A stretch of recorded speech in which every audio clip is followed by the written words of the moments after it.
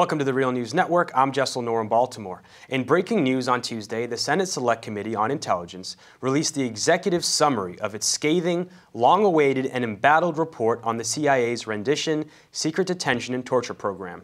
The full 6,000-page report remains classified. Now joining us to discuss this from Grand Rapids, Michigan is Marcy Wheeler. She's an investigative reporter covering national security and civil liberties at emptywheel.net and other news outlets. Thank you so much for joining us. Thanks for having me. So we're hearing some new details out of this report. For example, 26 of the 119 known detainees in the program were wrongfully held, but leaks of the torture report provided to McClatchy, for example, had previously revealed much of what the press is covering now. You've had a chance to read some of this report. Can you tell us some of the information that you found and what is, most shocking or most important for the public to know? Well, I think some of the details of who were mistaken identity detainees, for example, Gul Rahman, who was frozen to death on the floor of a prison in Afghanistan in 2002.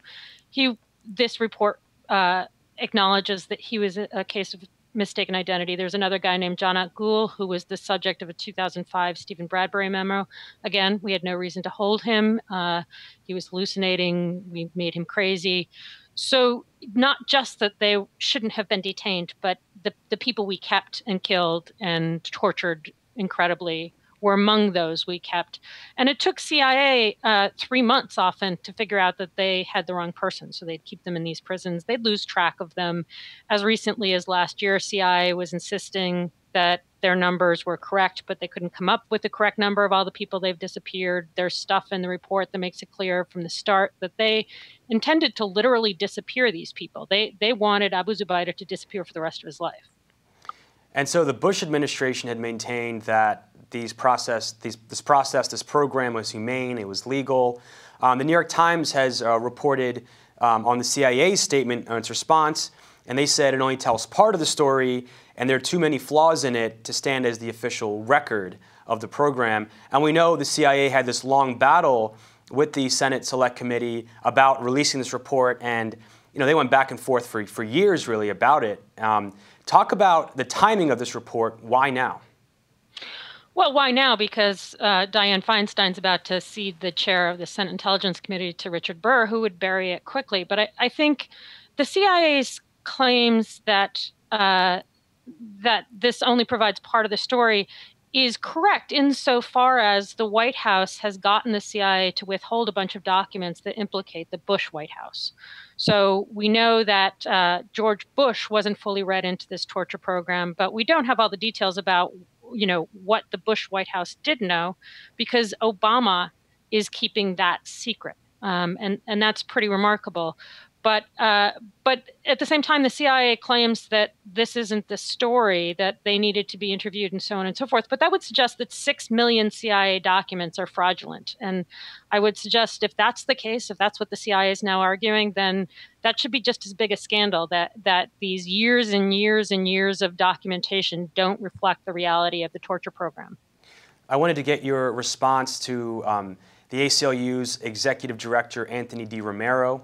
And he said, this report definitively drags into the light the horrific details of illegal torture, details that both the Bush and Obama administration have worked hard to sweep under the rug. The government officials who authorized illegal activity need to be held accountable. The administration's current position, doing absolutely nothing, is tantamount to issuing tacit pardons. Went on to say the report should shock President Obama and Congress into action to make sure that torture and cruelty are never used again. Again, that was Anthony D. Romero, the executive director of the ACLU. What's your response to the calls from civil rights and human rights advocates that say that the people responsible for this need to be held accountable and that there needs to be legislative action to ensure this doesn't happen again? Because the Obama administration dismantled this program, but that was never put into law, from my understanding. I think a better lesson is, it is true that Obama has only issued executive orders to end the torture program.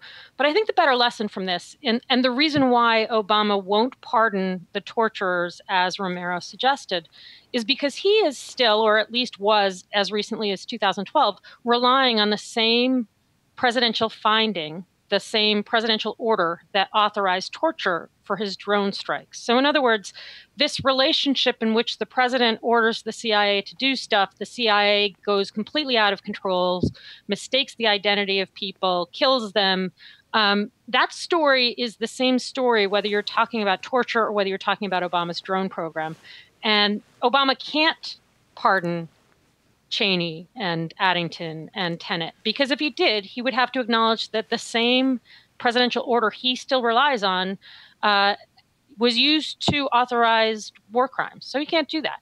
And the bigger lesson, I think, needs to be that this entire structure whereby the president turns the CIA into this autonomous body that can run amok in the way it did in both the torture program and the drone program, that needs to be stopped. And it goes further than just the torture program.